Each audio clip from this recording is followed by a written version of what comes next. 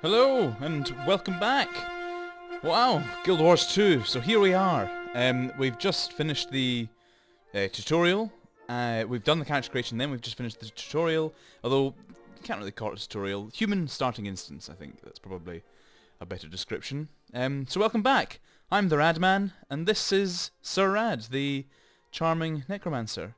This is our Guild Wars 2 playthrough. What we're going to do in this first episode, we're going to have a wee look around this area. What I'll try and do is... I know what's going on in the valley. Come talk to me. So this is our personal quest, which we saw kind of develop in the human starting instance. The first bit is talk to Watchman Rebick. And the first part of every personal quest is to talk to someone and they kind of tell you a bit about what to do. If we actually look, I think if we talk to him we might level, because we're right at the top here. Oh no, right at the bottom. Oh, I can't tell, it's a wee bit weird. But there's been an update since the last time we played.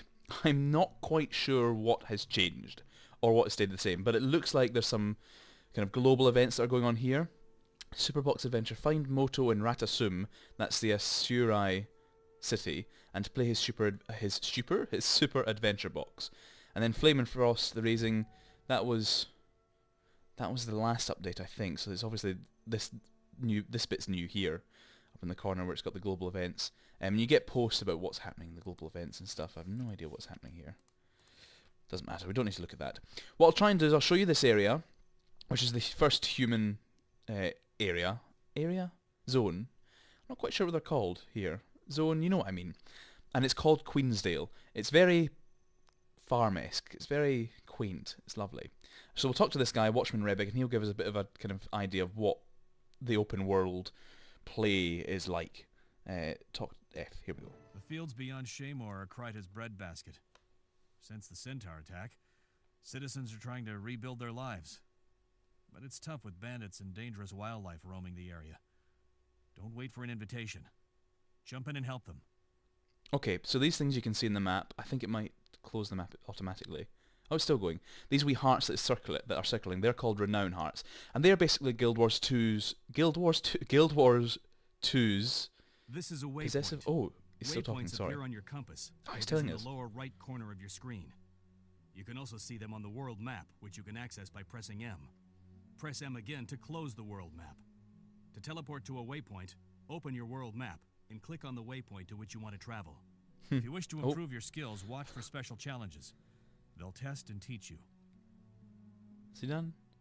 He's done. Okay, so I'll quickly explain what happened there. He's a scout. Scouts have that wee telescope symbol above their heads, and they do what he just did, show you a bit around the map what there is to do. I've just pressed M. The renown hearts, which are these hearts, and they kind of, I think they're, yeah, most things are automatically everywhere. If I go to just a random zone, you can see some things, like these skill points are still there, even though I've not been anywhere near these areas. Anyway, where were we? Here we are. Scrolling in. So yeah, renown hearts are basically Guild Wars 2's equivalent of quests, but they're open world, and you don't accept them, you just go do them, as it were. Waypoints are... they're like fast travel. If you see there, I'm hovering over here, that'll cost... if I click on it, I'll teleport to that waypoint. I'll show you this waypoint, because we're just here, so we'll walk down to this and I'll show you in-world.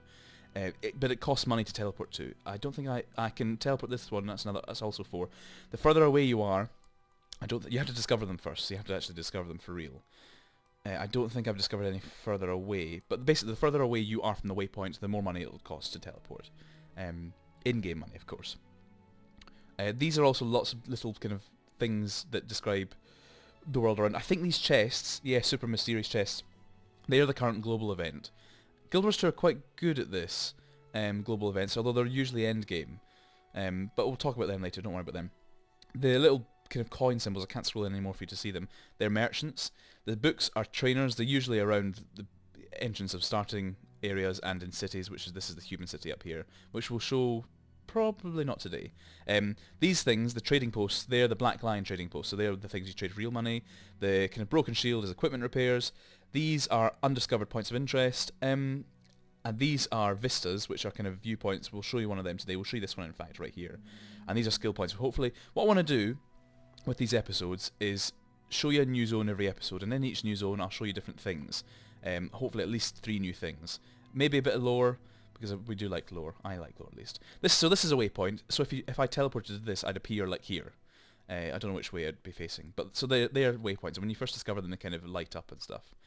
So I'll show you what a vista is next before we do any renown hearts.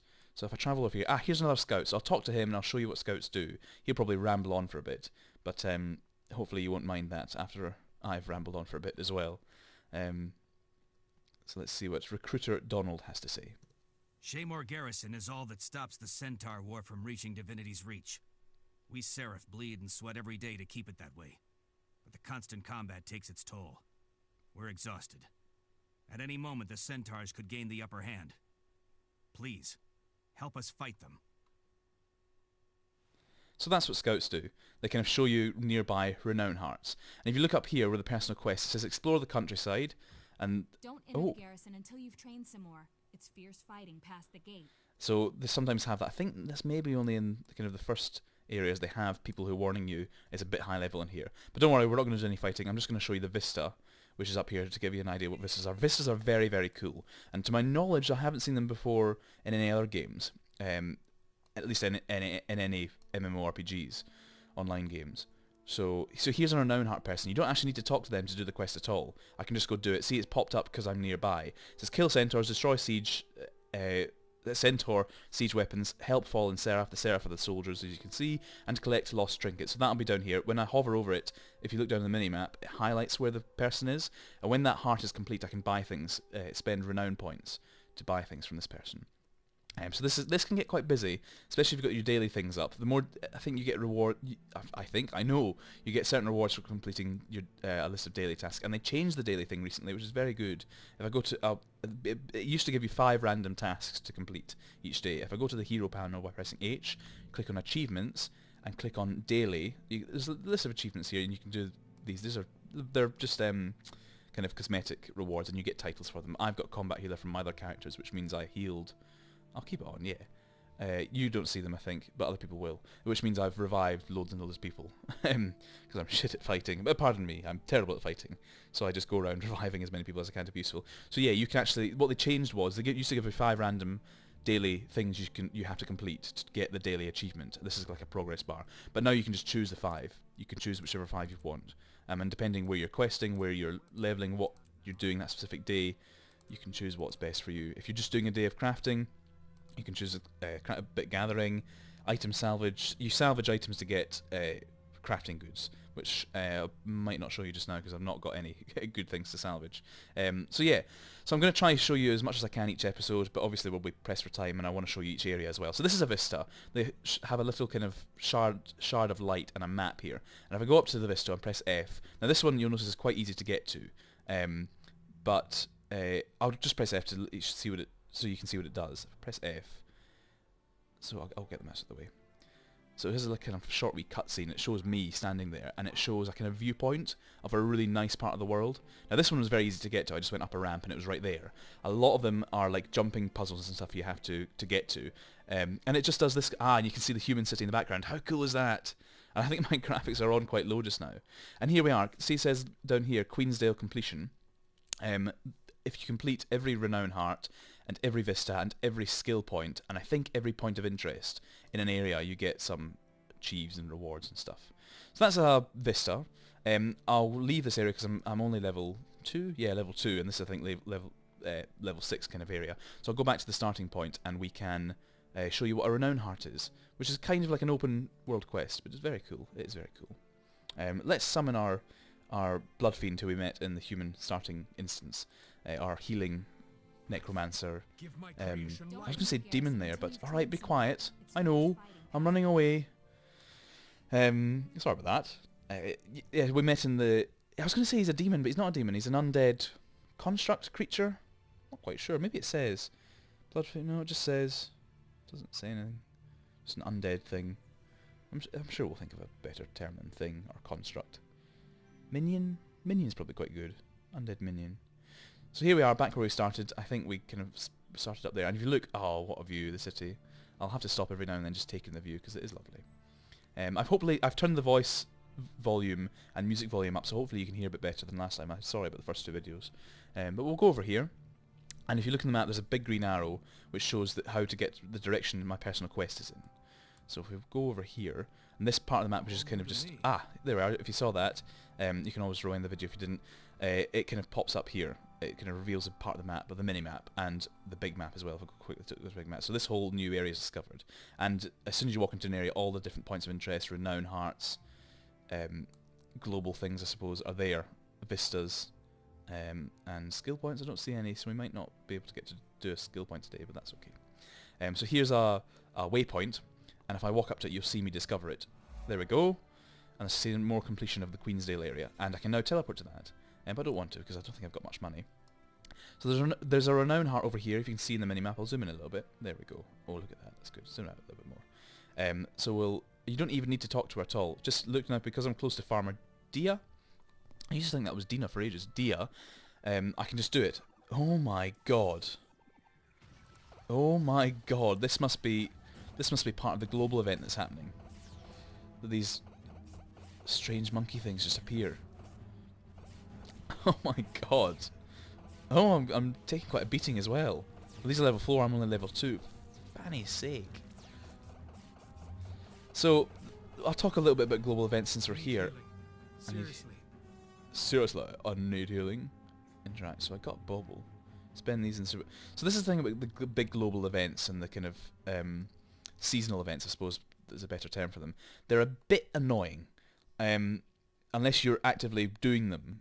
They really get in the way. The Christmas one, for example, was, or the winter one if you prefer, was, it was, oh, see, I'm trying to remember now. It was things like, just, oh, this was, no, I'm thinking of the Halloween one actually. There was candy corn nodes all over the place and you could mine them. But it was just, eventually, just you're swimming in candy corn. It was ridiculous. And what was the Christmas one? See, I don't remember now. That's terrible. So they're not great. They're okay, and I like the effort they're putting into them, but they could just be a bit more polished and well refined. So, let's do this renowned heart. Help Dia by watering corn, stomping worm mounds, feeding cattle, and defending the fields. So we'll start by stomping a murmur? Ah, here we are. Point of interest is discovered. You just need to walk, and it's discovered, and you can find them. So, a worm mound, we'll flatten it by pressing F, or you can right-click, I think, on it. It does the same thing. So a bit of animation of me flattening it, then a worm appears. Let's kill him. See, worms, which are quite annoying, they burrow underground for seconds at a time, so you can't attack them.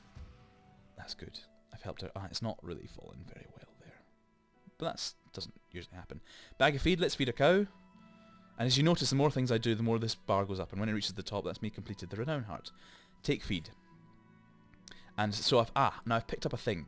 Sometimes when you interact with an object, you pick it up, and you'll notice the same will happen with the water bucket. My abilities bar changes. So when I'm carrying this bag of feed, all I can do is ranch hand sprint. So apply swiftness, which is just 33% movement speed increase, and I can run about a bit. I'll show you that. Oh, my mouse is gone. No, it's not. It's fine.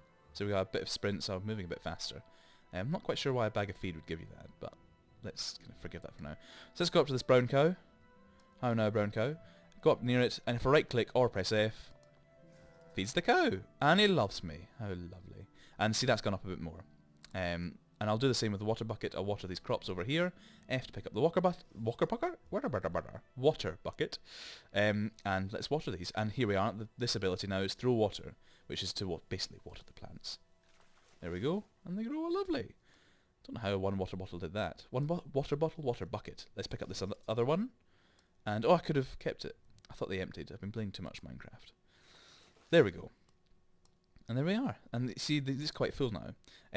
I'll earn the rest of it by attacking worms, because I'll try and show you what these abilities are. This one, something might have been confusing, which I apologise for not explaining before, is that even though I, as a necromancer, am wielding an axe, which is a melee weapon, my abilities are still ranged. It says the range here is 600. I think that's 600 yards. Maybe 600 feet probably makes more sense. 600 yards seems like quite a lot. So these are all ranged at kind of 600. These aren't unlocked yet, so I don't know. So Ghastly Claws, summon Spectral Claws to slash at your foe in a quick flurry of strikes. I'll show you that one first. This one's just a general slash at your foe. So I can move back a bit, I'm out of the way. So I'll slash at my foe in general, and if I do number 2, see, it's a kind of built up ability. So we did quite well there. Number 3 is Unholy Feast. Damage and cripple nearby foes, gain retaliation and retaliation. It's quite good because it does explain what everything does. See, it describes it up here, I can't move the mouse, otherwise it'll disappear like that. It says damage flow, so it describes it with words, and then it says the damage is this, and retaliation is this, and it tells you what retaliation is. Oh, whoops, sorry. That's just a bit of a, oh no, cooldown. So it shows you what it does, which is quite good and quite helpful, and it does that with everything. It can be quite annoying to hover over sometimes, because some abilities have 3 loops, but it's normally okay. Let's get this last worm mound. I say last, we'll probably have to do quite a few more to finish this renown heart. 3, here we go. So that was a build. I can't remember the term now. So that ability I had to build up. My blood fiend died. Oh, this is a weird thing about necromancer pets, and they've had this since the beginning. That they don't regenerate health. Ranger pets do, and I think rangers especially. Oh, he's away, so let's dodge a bit. Yeah. Ranger pets do regenerate health, but necromancer pets don't. So there may be. I don't know the necromancer very well. There may be abilities later on to heal them, possibly with your own health, which is kind of a norm thing. Let's feed another cow. I did a re-roll there, but if you double tap a movement key, it dodges automatically. Let's feed this cow. Come here, cow. Feed. So we're nearly done. What else can we do? There's a few more worm mounds. Let's just get rid of these. Let's summon our blood fiend back.